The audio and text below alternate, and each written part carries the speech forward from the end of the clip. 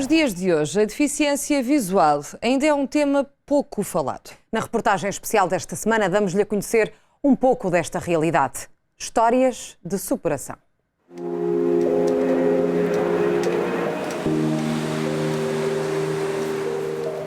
Já imaginou como seria acordar ou simplesmente andar pelas ruas e não ver nada? Já imaginou o quão surpreendente pode ser a realidade dos deficientes visuais? Na verdade, todos passamos por eles em algum momento. Nesta reportagem, as histórias que vamos contar são destas pessoas, das que sabem viver sem ver.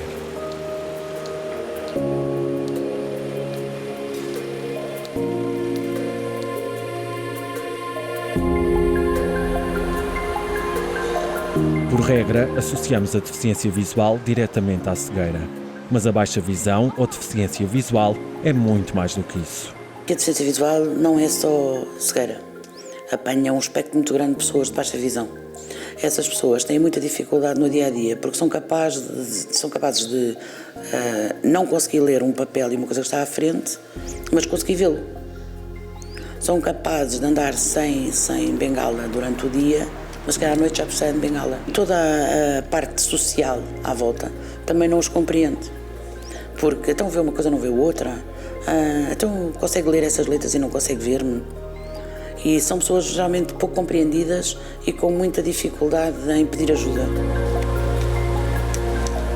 Eu acho que a sociedade hoje em dia, se calhar fruto de uma conjuntura que se foi criando, vive muito de uma forma individualizada, muito preocupada com cada um enquanto indivíduo e não no seu todo enquanto sociedade.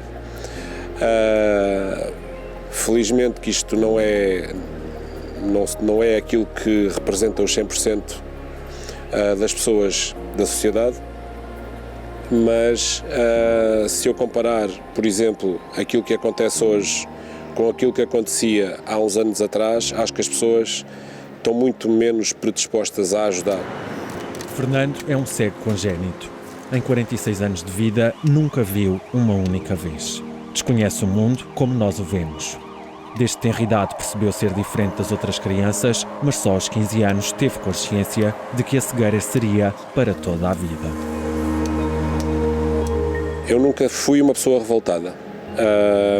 Sempre aceitei as coisas à minha maneira, muito comigo próprio, nunca exteriorizei muito este tipo de sentimentos, mas progressivamente fui-me, entre aspas, convencendo de que seria assim e que, portanto, não havia volta a dar, não é? E, portanto, no fundo é aceitar uma verdade absoluta.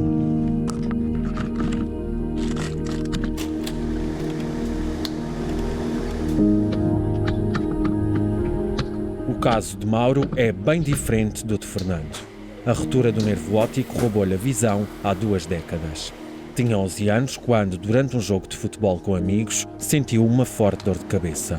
No hospital, deram-lhe a pior das notícias. Dentro de 2 meses, Mauro deixaria de ver. A dura realidade levou-o a procurar uma alternativa em Barcelona, contudo, foi em vão. Na altura, em Barcelona, o médico observou e aconselhou a procurar era a criança. E ele tinha dito que o melhor para mim era ir para uma escola de ensino especial, onde eu pudesse me integrar com os outros colegas e ter a oportunidade de voltar aos estudos. A única solução que teve foi fazer o luto. O luto é uma palavra muito relativa, não é? Há sempre uma noção de perda ou um medo de uma perda futura ou uma expectativa muito negativa face ao futuro e que, entretanto, há sempre todo o processo normal de qualquer outra perda, sendo que de uma forma bastante mais emocional, porque o mundo é visual e, portanto, cada um, dependendo do contexto da pessoa, das referenciais que ela teve, da idade que ela tem, do suporte social e familiar que tem, vai sempre passando, não é? Vai sempre sendo diferente. De repente, aquilo que os olhos já não garantem é trocado por um mero objeto, uma bengala. Não só apoia em caso de desequilíbrio, como também indica que passos podem ser dados. e, sem que se dê conta, torna-se uma autêntica companheira de vida. E a partir do momento que já consegue fazer uso da bengala autonomamente, começa então a aprender percursos curtos, primeiro na sua zona de residência, normalmente, ou nos locais onde o utente mais está na maior quantidade de tempo, e depois vai-se alargando esses percursos. Tive essas noções, até que um determinado dia eu achei que não, vou pegar na bengala e vou fazer este percurso sozinho, e pronto, e fiz, e a partir desse percurso seguiram-se outros percursos, e portanto foi assim que comecei a andar sozinho, enfim, a ter alguma autonomia. Acaba por se tornar uma arte. A técnica da bengala, analisar bem o percurso, estar atento aos carros, estar atento aos passeios e os restos dos obstáculos. Isso cá na cidade de Lisboa é complicado, porque senão senhores, há muito poucos que há, não ouve-se muito mal. E é que há aqui tomar mesmo muita atenção. Eu, por exemplo, todos os dias tenho que atravessar entre Alexandre Herculano e a Avenida da Liberdade, e aquilo é perigoso, é muito melhor que haja alguém para ajudar. Em todos os casos, a reabilitação é crucial para a integração nas rotinas diárias. A Associação de Cegos e Ambliopes de Portugal é uma das instituições que ajuda os utentes com técnicas de autonomia no que toca a cuidados pessoais, higiene, organização da casa, cozinhar, tratar da roupa, assinar documentos e manusear dinheiro. A ACAP tem atualmente 150 pessoas a fazer reabilitação nas instalações da Delegação de Lisboa. O plano de reabilitação é adequado às necessidades de cada pessoa. Não existe um guião. Os terapeutas ocupacionais e técnicos de reabilitação são fundamentais durante o processo. São quem, numa primeira fase, acompanha e cuida. Guiam, ajudam e ensinam estas pessoas durante o processo de evolução das aprendizagens das atividades do cotidiano.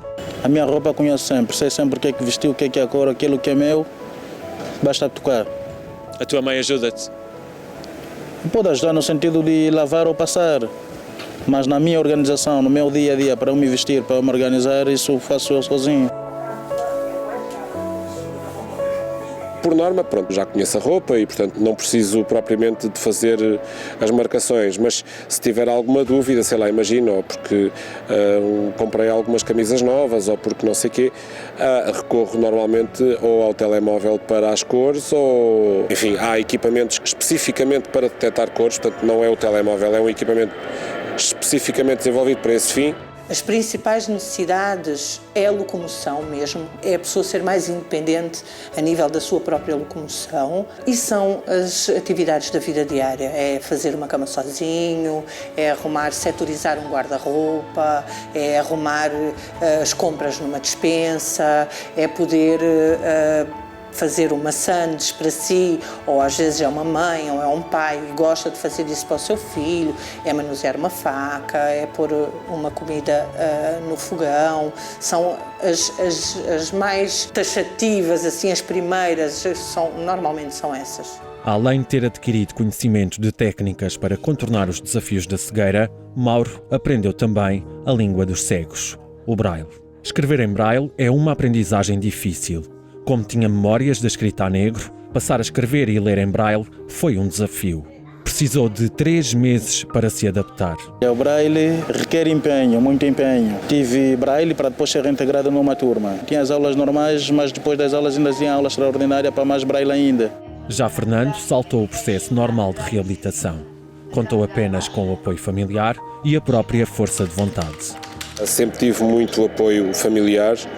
Não fiz propriamente um processo de reabilitação, os processos típicos de reabilitação que são feitos, que passam por centros de reabilitação, para aprender a fazer, enfim, algumas atividades. Não passei por esse tipo de experiências. Pedir ajuda para fazer reabilitação pode não ser para todos os deficientes visuais uma decisão fácil. Muitas pessoas estão em casa, só preciso 2, 3 anos antes de procurar ajuda, ou mais.